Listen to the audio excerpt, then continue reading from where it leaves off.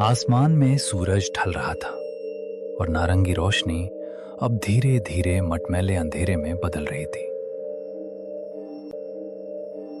एक पुरानी जीप हिचकोले खाते हुए आगे बढ़ रही थी। राघव ड्राइविंग सीट पर था, एक हाथ स्टीयरिंग पर और दूसरा अपने कीमती कैनन कैमरे पर, जो बगल वाली सीट पर रखा था। उसके चेहरे पर एक अजीब सी चमक थी, एक शिकारी की चमक। वहीं बगल में बैठा समीर सीट बेल्ट को इतनी जोर से पकड़े हुए था जैसे कि वो उसे बचा लेगी। समीर, यार ये चेहरा सीधा कर। तू ऐसे बैठा है जैसे हम फांसी के फंदे की तरफ जा रहे हैं, जबकि हम सिर्फ एक मास्टरपीस शूट करने जा रहे हैं। मास्टरपीस? भाई, इसे लोग मौत का कुआं कहते हैं। तूने सुना नहीं गांव वालों ने क्या कहा? सूर्यास्त के बाद उस हवेली की ईंटें भी सांस लेने लगती हैं। ईंटें सांस लेती हैं? वाह, यही तो मुझे कैप्चर करना है। सोच, अगर मैंने उस हलचल की एक भी फोटो खींच ली तो इंटरनेशनल फोटोग्राफी अवार्ड मेरी जेब में होगा। और तू बस डरता रहे। डर की बात नहीं है राघव, ये समझदारी है। हम बचपन से दोस्त हैं और तेरी इसी निडरता ने मुझे न जाने कितनी बार मुसीबत में डाला है। याद है वो स्कूल का पुराना स्टोर रूम? 3 दिन तक सस्पेंड हुए थे हम। और ये भी याद कर कि उस स्टोर रूम में हमें वो पुरानी फुटबॉल मिली थी जिससे हमने पूरा साल खेला। देख समीर, तू हमेशा से फट्टू रहा है, पर तू मेरा लकी चार्म भी है। तेरे बिना मेरी एडवेंचर ट्रिप अधूरी रहती है। दोनों की दोस्ती स्कूल के दिनों से थी। राघव हमेशा से साहसी था, जिसे खतरों से खेलने में मजा आता था, जबकि समीर एक सीधा साधा लड़का था जो किताबों और सुकून वाली जिंदगी को पसंद करता था। इस सफर पर आने की वजह भी राघव की जिद ही थी। राघव को एक नामी मैगजीन के लिए भारत की सबसे डरावनी जगह विषय पर फोटो सीरीज तैयार करनी थी। उसने समीर को यह कहकर मनाया था कि शहर की भीड़भाड़ से दूर एक छोटा सा रोड ट्रिप हो जाएगा, लेकिन समीर को क्या पता था कि राघव उसे शहर की सबसे बदनाम और शापित हवेली के गेट पर ले आएगा। गाड़ी के टायर सूखी पत्तियों और टहनियों को कुचलते हुए आगे बढ़ रहे थे। बाहर का अंधेरा इतना गाढ़ा था कि हेडलाइट की रोशनी भी जैसे उस काली दीवार से टकराकर वापस आ रही थी। गाड़ी के अंदर एक अजीब सी सड़ांध भरने लगी थी, जैसे पुरानी गीली लकड़ी और गंधक सल्फर का मिश्रण। राघव स्टीयरिंग थामे हुए था, लेकिन उसके माथे पर पसीने की बूंदें चमक रही थीं।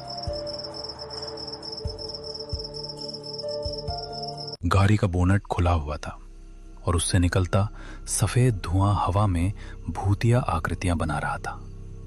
राघव बाहर खड़ा था, लेकिन उसे ऐसा महसूस हो रहा था जैसे हवा का तापमान अचानक कई डिग्री गिर गया हो।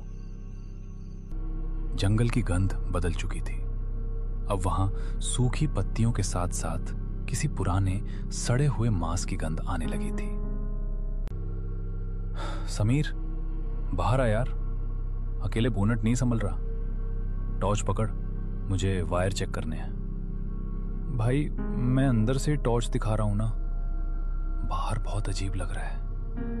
अबे फट्टू, बाहर आएगा तो ही तो कुछ दिखेगा। जल्दी आ। समीर कांपते हुए पैर बाहर रखता है। जैसे ही उसके जूते जमीन पर पड़े, उसे लगा जैसे जमीन के नीचे से कोई हलचल हुई हो। उसने अपनी टॉर्च चारों तरफ घुमाई। राघव, वो देख, झाड़ियों के पीछे 2 पीली आंखें, वो हमें घूर रही हैं। कहां? कुछ नहीं है वहां, जंगली बिल्ली होगी या कोई सियार। तू बस इंजन पर रोशनी रख। अरे यार, इस नई टॉर्च को क्या हुआ? बैटरी अभी बदली थी, लगता है वोल्टेज का कुछ इशू है। राघव, टॉर्च खराब नहीं है, कुछ और है। देख, उस बरगद के पेड़ के पास वो साया, वो इंसान जितना लंबा है, लेकिन उसके हाथ जमीन तक लटक रहे हैं। तू पागल हो जाएगा समीर, वो पेड़ की परछाई है। राघव ने जैसे ही उस तरफ टॉर्च मारी, रोशनी वहां पहुंच। अभी वो दोनों गाड़ी की तरफ भागने ही वाले थे कि तभी सन्नाटे को चीरती हुई एक आवाज आई। एक लकड़ी की लाठी जमीन पर टकरा रही थी। अंधेरे के बीच से एक धुंधली पीली रोशनी उभरने लगी। एक बूढ़ा आदमी उनकी तरफ बढ़ रहा था। उसकी लालटेन की लौ नीली पड़ रही थी। रात बहुत गहरी है मुसाफिरों, और इस जंगल की भूख उससे भी गहरी। बाबा, आप कौन हैं? यहाँ कैसे? हमारी गाड़ी खराब हो गई है, क्या आप हमारी मदद कर सकते हैं? मदद? इस जंगल में रूहें रास्ता भटकती हैं, मदद नहीं मांगती। तुम लोग काला कुआं की जमीन पर खड़े हो। आज अमावस्या है, आज यहाँ का पत्थर भी बोलता है। बाबा, हमें बस यहाँ से निकलना है, हमें डर लग रहा है। डरना भी चाहिए बेटा। इस मिट्टी के नीचे वो लोग दबे हैं जिन्होंने भूख और प्यास में अपनों का ही मांस नोच लिया था। 100 साल पहले इसी रात को गांव का कुआं सूख गया था। लोग पागल हो गए थे। उन्होंने एक दूसरे का खून पीकर अपनी प्यास बुझाई थी। तब से यह जगह शापित है। बूढ़े ने अपनी लाठी से दूर एक पुराने ढह चुके कुएं की ओर इशारा किया। वहां से एक अजीब सी सुबकने की आवाज आ रही थी। बाबा, आप हमें डरा रहे हैं। हम शहर से आए हैं, हम इन सब बातों पर यकीन नहीं करते। यकीन आंखों को नहीं, रूह को होता है बेटा। वो देखो, कुएं की मुंडेर पर, क्या तुम्हें वो औरत नहीं दिख रही जो अपने बच्चे को खून पिला रही है? राघव, मुझे कुछ दिख रहा है। एक औरत सफेद कपड़ों में, वो हमारी तरफ देख रही है और मुस्कुरा रही है। वो बुला रही है तुम्हें। आज की रात उसे 2 नए मेहमान चाहिए। अमावस्या का अंधेरा कभी खाली हाथ नहीं लौटता। अचानक एक तेज ठंडी हवा का झोंका आया और बूढ़े की लालटेन बुझ गई। जब राघव ने अपनी टॉर्च जलाई तो वहां न तो वो बूढ़ा था और न ही कोई आवाज। बस एक पुरानी लाठी जमीन पर पड़ी थी जो अब एक सड़ी हुई हड्डी की तरह दिख रही थी। बूढ़ा गायब हो चुका था, लेकिन उसकी डरावनी हंसी अभी भी हवा में तैर रही थी। राघवदेव और समीर पत्थर की तरह जम गए थे। तभी गाड़ी का रेडियो अचानक फिर से चालू हुआ, लेकिन इस बार शोर नहीं था, बल्कि एक बहुत ही सुरीली और जानी पहचानी लोरी बज रही थी। वही लोरी जो राघव की मां उसे बचपन में सुनाती थी। समीर, सुन रहा है? ये तो वही गाना है।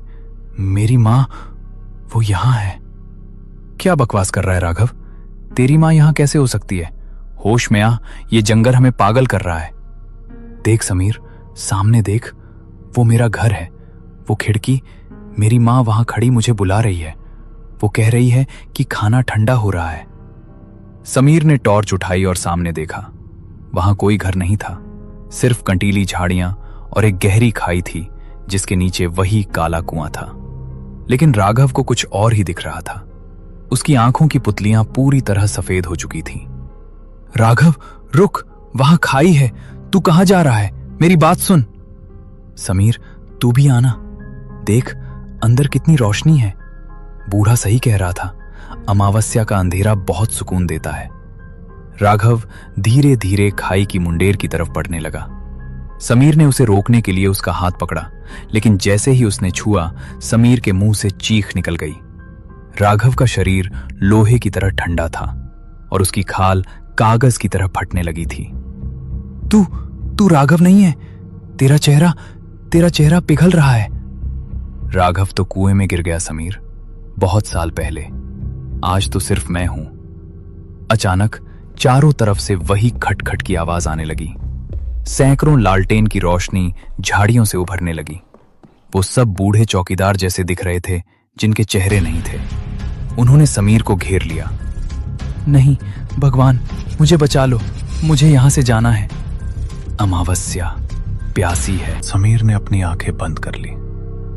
एक तेज चीख पूरे जंगल में गूंजी और फिर मौत जैसा सन्नाटा छा गया।